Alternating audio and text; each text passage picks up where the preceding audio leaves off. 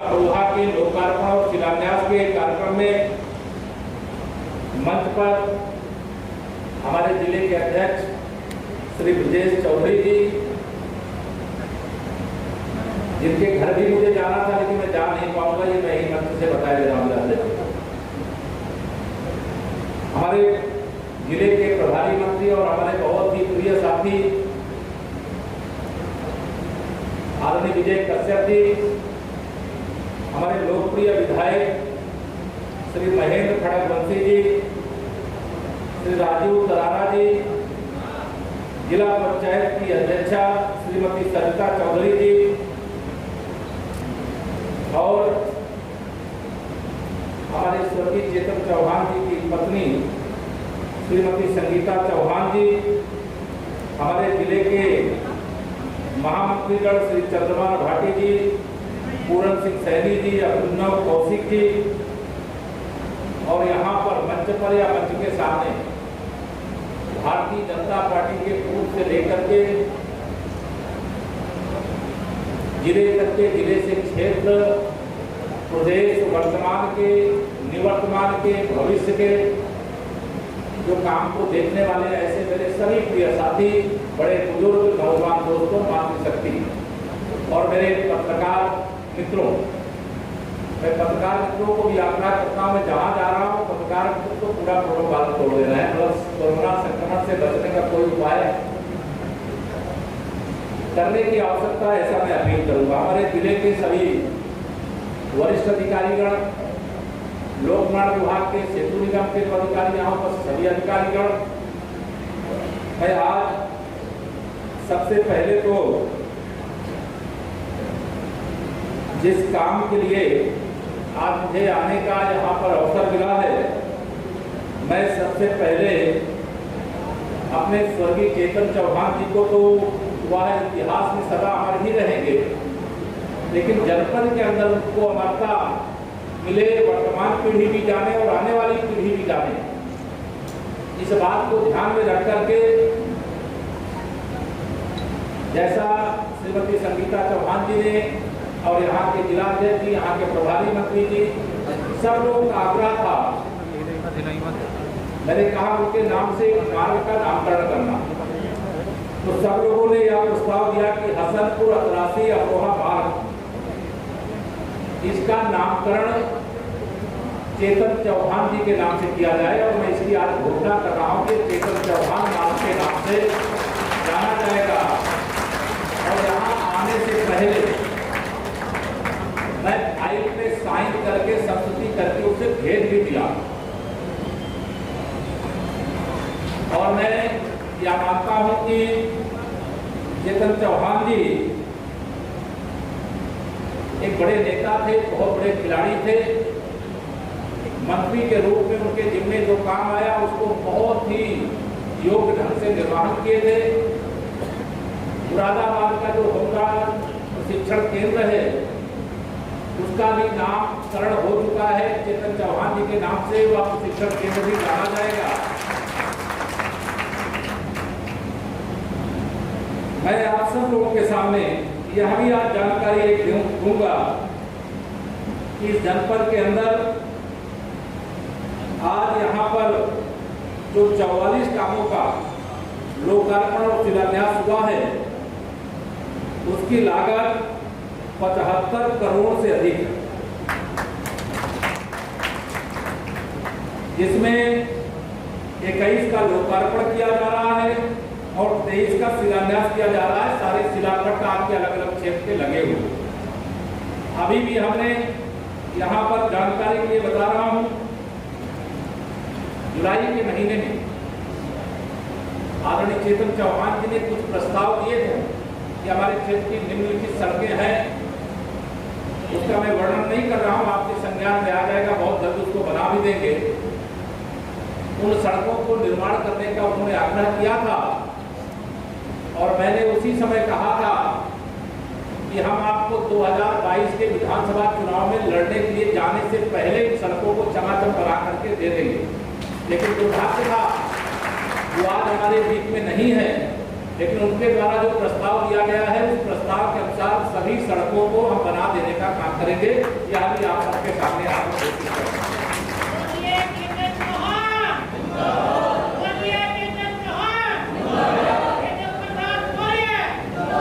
साथ ही पिछले 3 वर्षों यहाँ पर प्रदेश सरकार में मंत्री के नाते प्रतिनिधित्व करने वाले और आपके जनपद के हमारे लोकप्रिय विधायक तीन भाजपा के हैं, एक हमारे दल से नहीं थे, लेकिन हमने जैसा कि भेदभाव किए बगैर सबका साथ, सबका विकास और सबका विश्वास, ये हमारा संकल्प रहा है, हमारी सरकार का संकल्प रहा है, हमारे सर्वोच्च नेता माननीय नरेंद्र मोदी जी का यही संकल्प है, हमारे मुख्यमंत्री आदरणीय योगी जी का यही संकल्प है।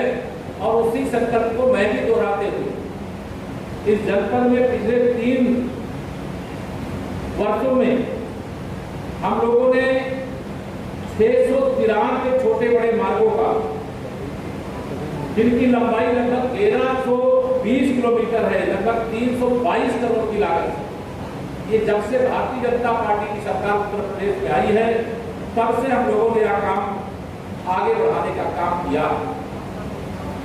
और जिसकी चर्चा अभी हमारे विधायक महेंद्र जी कर रहे थे, बदायूं तुलसी बिजनौर मार्ग जो लगभग 419 करोड़ की लागत से तीव्र गति से बनाने का काम चल रहा है और उसको हम समय से बनाने का काम करेंगे।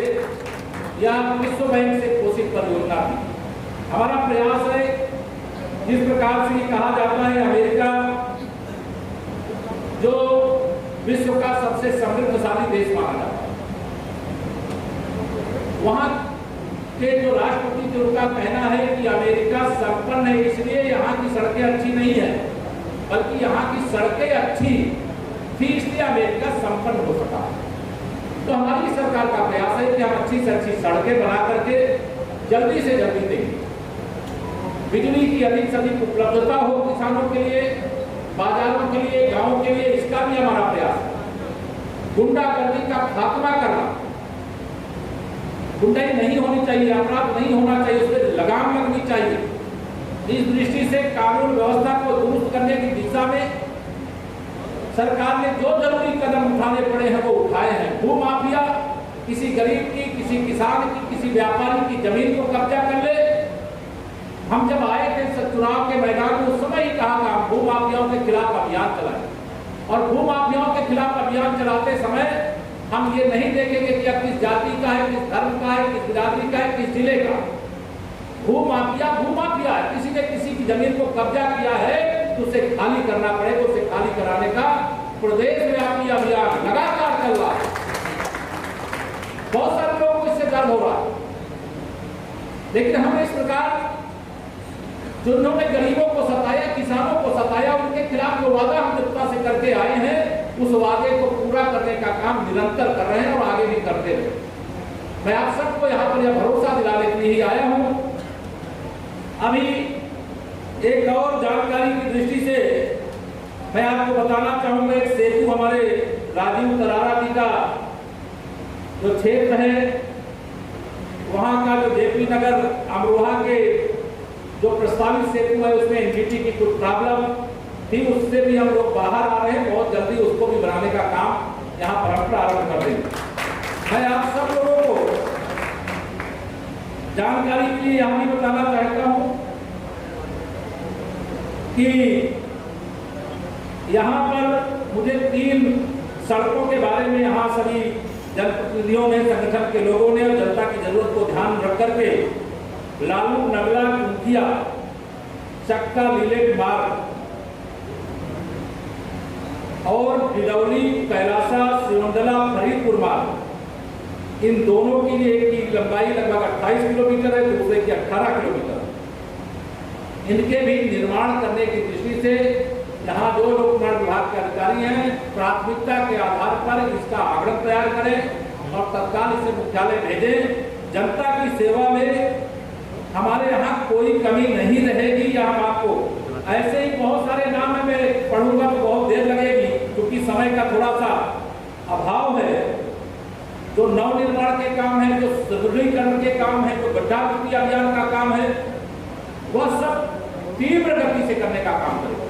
मेरे भाइयों बहनों, उत्तर प्रदेश के अंदर आपने जब से हमें सरकार चलाने के लिए अपना आशीर्वाद दिया, तब से लगातार हमारी सरकार का प्रयास रहा है। हमारे केंद्र में कौन है? तो सबसे गरीब आदमी है,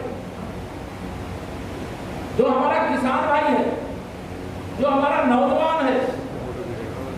हमारा प्रयास है कि जो बिना घर के उसको घर मिल जाए, जिसके घर में अंधेरा उसके घर में बिजली पहुंच जाए, जिसके घर में खेत में पानी किसान के नहीं पहुंच पा रहा उसके खेत तक पानी पहुंच जाए।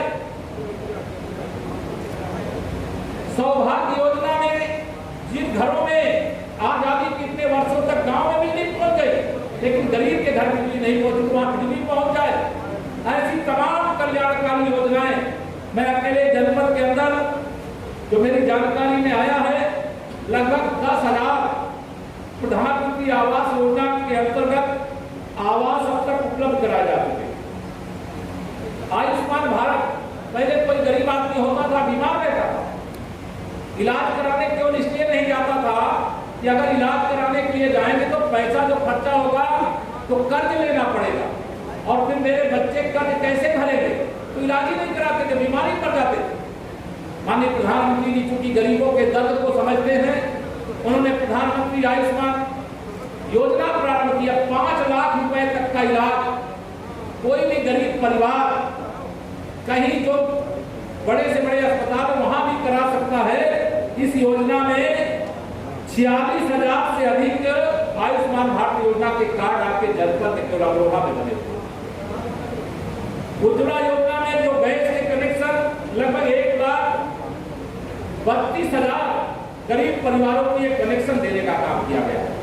मेरे भाइयों बहनों, केंद्र और प्रदेश में भारतीय जनता पार्टी की सरकार और हमारी सरकार का लक्ष्य है भ्रष्टाचार मुक्त विकास, गरीबी से मुक्त प्रदेश हो, देश हो, बेरोजगारों के लिए अधिक से अधिक रोजगार हो, किसान की आमदनी कैसे बढ़े, किसान जो पैदा करता उसकी फसल मार्केट में पहुंचे और वह खेत में ही बर्बाद ना हो जाए।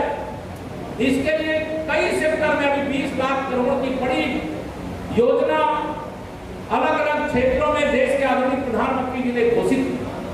मैं आप सब लोगों को, अभी यहाँ पर कुछ दलों के लोग विरोध कर रहे हैं कि कृषि सुधार विधेयक क्यों लाया गया, जो लगातार लगभग 60 साल तक सरकार में रहे, उन्होंने कभी किसानों की सुधी नहीं ली, किसानों की खबर नहीं ली, किसानों के दर्द को समझने का काम नहीं किया। जब माननीय नरेंद्र मोदी जी वह काम कर रहे हैं तो इनको दर्द होता है। गरीबों को अगर उसका हक मिल जाए तो ये परेशान होते हैं। किसानों को अपने खेत में पैदा किए हुए सामान की कीमत मिल जाए, इससे क्यों परेशानी होती है? इसलिए परेशानी होती है कि माननीय नरेंद्र मोदी जी ने दलाली बंद कर दिया, कमीशन खोरी बंद कर दिया और सीधे जो जिसका हक है, प्रधानमंत्री जन धन योजना के माध्यम से, प्रधानमंत्री किसान सम्मान निधि के माध्यम से, यह सारे पैसे अलग अलग प्रकार से खर्च होते थे, लेकिन जिनको मिलना होता था उनको नहीं मिलता। क्यों नहीं मिलता था? क्योंकि एक प्रधानमंत्री देश के राजीव गांधी जी हुआ करते थे, आप सब में से कई लोग जानते होंगे, बहुत युवा होंगे वो नहीं जानते होंगे, पढ़े हुए। वो कहते थे जब दिल्ली से 1 रुपए भेजते हैं तो 15 पैसा लाभार्थी को प्राप्त होता, चाहे वो मजदूर हो, चाहे किसान हो, चाहे नौजवान हो। 15 पैसा, 85 पैसा कहाँ जाता? ये कमीशन खोरी में जाता था, ये दलाली में जाता था। गरीब का हक बेईमान बीच में लूट लिया करते थे। लेकिन आज माननीय नरेंद्र मोदी जी ने देश में 40 करोड़ से अधिक प्रधानमंत्री जन धन योजना के खाते खुलवाए।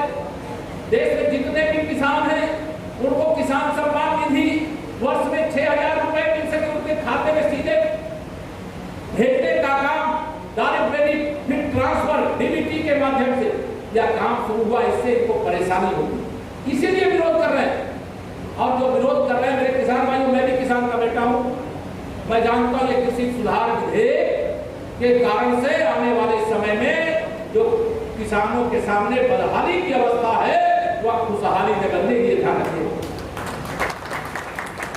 खुशहाली में बदले। और अगर खुशहाल गरीब हो जाएगा, किसान हो जाएगा, मजदूर हो जाएगा की राजनीतिक दृष्टि से परेशानी बढ़ेगी। 2014, 2017, 2019 में आपने भारतीय जनता पार्टी को अपना भरपूर समर्थन दिया, आशीर्वाद दिया केंद्र में सरकार बनाने के लिए, प्रदेश में सरकार बनाने के लिए। 2019 में तो आप सब जानते हैं, मैं जानता हूं यहाँ की लोकसभा सीट हम हार गए, लेकिन 14 में हम जीते थे। लेकिन उत्तर प्रदेश के अंदर मेरे भाइयों बहनों आपने अपना आशीर्वाद देने में कोई कमी नहीं रखी। लेकिन सपा बसपा दोनों एक होकर के यहाँ पर मोदी जी को प्रधानमंत्री बनने से रोकने के लिए चुनाव लड़े थे। लेकिन प्रदेश की जनता ने हमें 51% वोट दिया, 64 सांसद दिए। 2014 से लेकर के 17 से लेकर के 19 तक अलग अलग प्रयोग मोदी जी के विरोधी हो चाहे भाजपा के विरोधी लोगों ने किया, लेकिन इनको सफलता हाथ नहीं लगी। और आगे भी मुझे पूरा विश्वास है, अभी 2022 का विधानसभा चुनाव जब होगा, उससे पहले 8 उपचुनाव, जिसमें से एक नौगांव विधानसभा जो हमारे स्वर्गीय चेतन चौहान जी के असमय निधन के कारण खाली हो गई, यहां पर भी होगा। मैं आप सबका आह्वान करता हूं, मैं देख रहा हूं कि आप सब जैसे कि कोरोना का डर आप सबके मन से निकल गया, और जिस प्रकार से 2014 और 17 में आपने ईवीएम मशीन को लबालब किया, तो ऐसे लग रहा है पूरा हाल को आपने लबालब करके रखा हुआ। मैंने बहुत आग्रह किया था कि निर्धारित संख्या में लोग आवे, जिससे जो प्रोटोकॉल है उसका पालन रहे, लेकिन यहाँ कुछ अधिक संख्या में आया। बहुत सारे कार्यकर्ता साथी जो बूथ वाले होंगे, सेक्टर वाले होंगे, हमारे मंडल के होंगे, वह सब हो सकता है यहाँ आए, हो सकता ना आए, लेकिन मैं सबका आह्वान करना चाहता हूँ कि 2020 का जो चुनाव अभी घोषित नहीं, घोषित होने वाला, जब भी घोषित हो, मैं जानता हूँ कि यहाँ की परिस्थितियां बहुत अनुकूल नहीं रहती, यहाँ बहुत संघर्ष के आधार पर सफलता मिलती, लेकिन 4 सीटों में से आपने हमें 3 सीटें देने का काम किया, और वह 3 सीट में एक हमारी नौगांव विधानसभा में। आप सबका यहाँ की जनपद की जनता का मैं आह्वान करता हूँ, अपील करता हूँ कि चेतन चौहान जी राष्ट्रीय और अंतर्राष्ट्रीय स्तर का एक बहुत बड़ा नाम था। जिस बड़े स्तर से आप लोगों ने 2017 में उनको विजयी बना करके भेजने का काम किया था, पार्टी तय करेगी कौन चुनाव लड़ेगा, लेकिन जो भी चुनाव लड़ने के लिए आए, हो सकता है सारे विरोधी मिल करके या कोशिश करें कि चेतन चौहान जी के जो अधूरे स्वप्न हो वह पूरे ना होने पावे, लेकिन मुझे आप सब पर विश्वास है उनके अधूरे स्वप्न को भी पूरा करेंगे। 2020 का वो चुनाव भी जिताएंगे, और 22 का जब आप चुनाव आएगा उससे भी आप विजयी कराने का काम करेंगे। यही आप सबसे मैं अपील करता हूँ, आग्रह करता हूँ। मेरा तो आज केवल यह नामकरण की घोषणा हुई और लोकार्पण शिलान्यास के कार्यक्रम की दृष्टि से यहाँ आने का मुझे मौका मिला। मैं आप सभी को या जो सौगात है, जो बहुत बड़ी सौगात है, पूरा टोटल जोड़ेंगे तो बहुत हो जाता है, लेकिन अगर हम 3 वर्षों के कार्यों को देखते हैं तो मैं हिसाब लगा रहा था, और उस हिसाब के अनुसार लगभग 419 करोड़ की तो ये परियोजना है, 3 जिलों की लगभग 80 किलोमीटर लंबी है। इसको जोड़ने के बाद और आज की जो परियोजना जिनकी घोषणा की गई है, जो सेतु बनने वाला है, उन सब को लेकर के लगभग 1000 करोड़ से अधिक का इस जनपद के अंदर केवल लोक निर्माण विभाग और सेतु निगम के माध्यम से काम होगा। बाकी सबका जोड़ेंगे तो जनपद के अंदर पहले भ्रष्टाचार के आधार पर काम करने का जो किया जाता था उससे विकास, लेकिन आज भ्रष्टाचार मुक्त विकास करने का हमारा लगातार प्रयास। क्या मेरे कार्यकर्ता साथी हैं, मैं यहाँ के सभी अधिकारियों, जनता की सेवा हमें शीश झुका करके करें, कार्यकर्ताओं का सम्मान, कार्यकर्ता अगर कोई समस्या लेकर के आए उसे सर्वोच्च प्राथमिकता के आधार पर सुनना, उसका समाधान करना, क्योंकि प्रदेश की जनता ने जो हमें प्रचंड बहुमत दिया है देश और प्रदेश में सरकार चलाने के लिए, हम प्रदेश की जनता की, किसान की, जवान की, माता बहनों के सम्मान की, सबका ध्यान रखते हुए उनकी सेवा करने में कोई कमी नहीं रह जाने देंगे। ऐसी आशा के साथ, ऐसे विश्वास के साथ हम सब लोग निरंतर काम कर रहे हैं। मेरा कार्यक्रम अभी आगे फिरोजाबाद जिले में भी है, तो मुझे थोड़ा समय अभाव था, इसलिए मैंने जिलाध्यक्ष जी के यहाँ जा पाने में असमर्थता भी जता दी है। मैं आप सबसे यह विश्वास लेकर के जाऊं, विकास कार्य जो हो रहे हैं उससे आप संतुष्ट हो? संतुष्ट हो? जोर से बोलो, संतुष्ट हो। अगर आप सब विकास कार्यों से संतुष्ट हो और माननीय चेतन चौहान जी जो हमारे बीच में नहीं है, उन्होंने जो अमरोहा नौगांव के विकास के लिए काम किया है और जो उनके द्वारा और काम किया जाना बाकी था, उस काम को पूरा करने के लिए मैं आप सबको इसी मंच से अपील करता हूँ, उपचुनाव में चेतन जी को सच्ची श्रद्धांजलि अर्पित करने के लिए एक बार फिर से विजय दिलाने का काम आप सब करेंगे।